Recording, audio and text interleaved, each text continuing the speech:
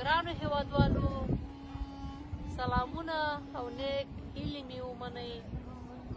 بس د زړه درد نه د کور نه ووتم، پارک ته راغلم. په دې پارک کې ناسته یم، ګورم د خدای تعالی دا جهان ته ګورم او خپل ورار افغانستان ته ګورم.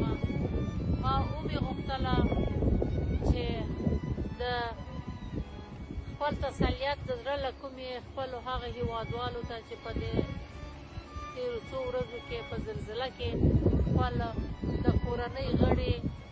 خپل دوستان، خپلوان یې حال او مال هر څه یې د لاسه ورکړي دي،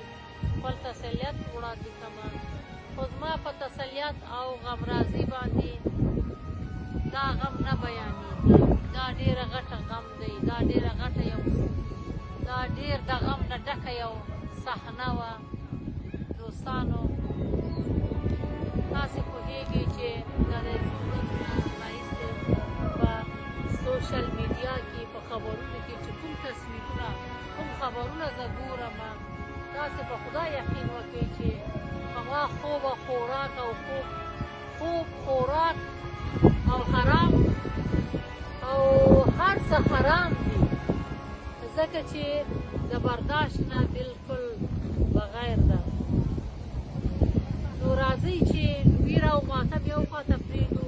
د خپلو هېوادوالو لاسنیوی وکړو، د خپلو هېوادوالو دې غمځپلو سره کومک وکړو، مرسته وکړو، ځکه چې دا وخت د مرستې دی، دا وخت د کومک دی چې یو بل ته په درد وخورو، ځکه چې په دې بدو شرایطو کې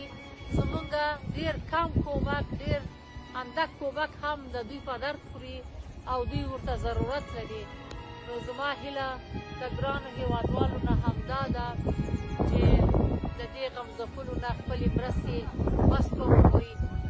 کومک وکړئ او یو بل ته لاسونه ورکړئ چې دوی برته په خپل کې ودرېږي. دوستانو تاسې یقین وکړئ چې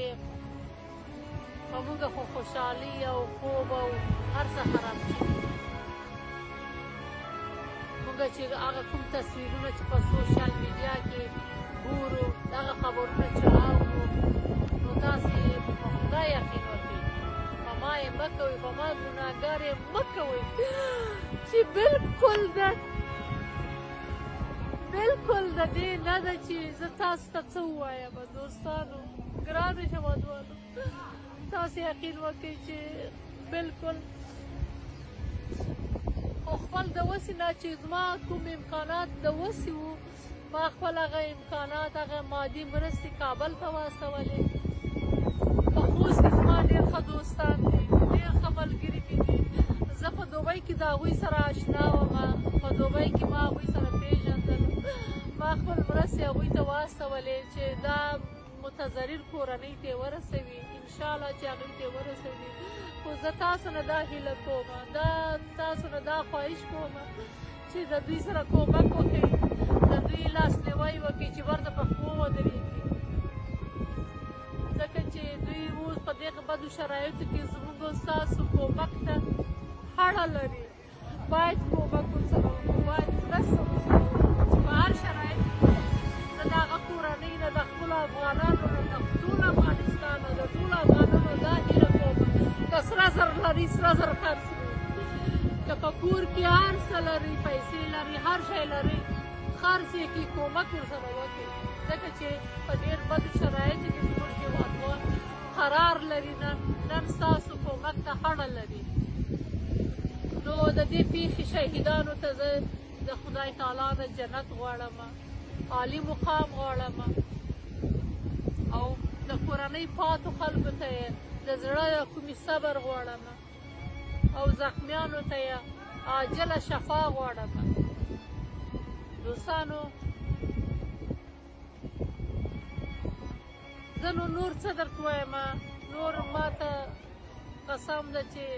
افغانستانه، های افغانستانه، قربان دې شمه چې بس ډېر په بدو شرایطو کې قرار لري، دا د الله تعالی له طرفه وو. وایي زړه یې مه بولئ، زړه یې مه بولئ،